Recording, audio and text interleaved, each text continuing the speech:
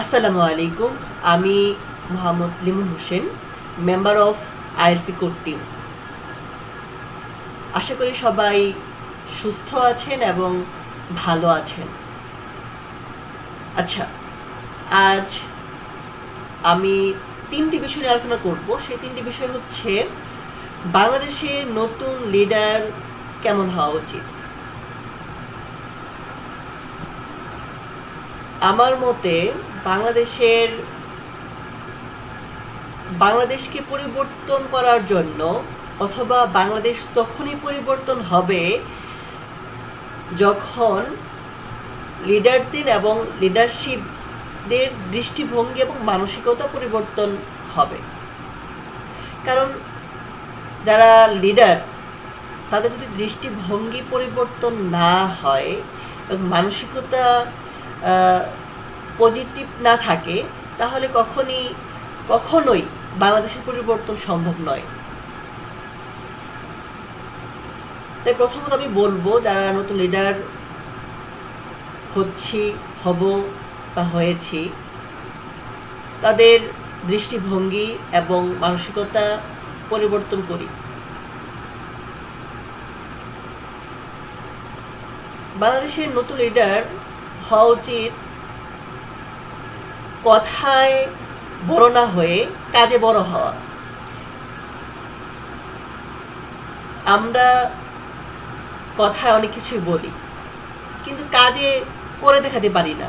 তাই কথায় বড় না হয়ে কাজে বড় হওয়া এবং দেশের জন্য, মানুষের জন্য, সমাজের জন্য নিঃস্বার্থভাবে কাজ করাই নতুন লিডারদের লক্ষ্য এবং উদ্দেশ্য হওয়া উচিত। এবং লিডারদের আরেকটা বিষয় হওয়া উচিত, তাদের সহজ হওয়া উচিত। কারণ লিডার তারাই হয় যারা একটা টিম পরিচালনা করে। তারা যদি কঠিন হয় তাহলে একটা টিম পরিচালনা করা সম্ভব নয়। তাই আমার উচিত যারা নতুন লিডার তাদের সহজেই কথা বোঝানোর এবিলিটি থাকতে হবে এবং টিমের সদস্যদের কাছে গিয়ে সহজভাবে কথা বলতে হবে এবং তাদেরকে আপন করে নিতে হবে। এই গুণগুলো তাদের মধ্যে থাকতে হবে। তৃতীয়ত, আমি তরুণ লিডার হিসেবে বাংলাদেশের কি পরিবর্তন চাই। আমি বাংলাদেশের পরিবর্তন চাই, শিক্ষা ব্যবস্থার পরিবর্তন এবং রাস্তাঘাটের পরিবর্তন। শিক্ষা ব্যবস্থা যদি আমরা পরিবর্তন না করতে পারি, তাহলে আমাদের দেশ কখনোই এগোতে পারবে না এবং আমরা অনেক পিছিয়ে থাকব। তাই আমাদের উচিত শিক্ষা ব্যবস্থাকে উন্নত করা এবং রাস্তাঘাটের উপরে আমার অনেক অভিযোগ রয়েছে।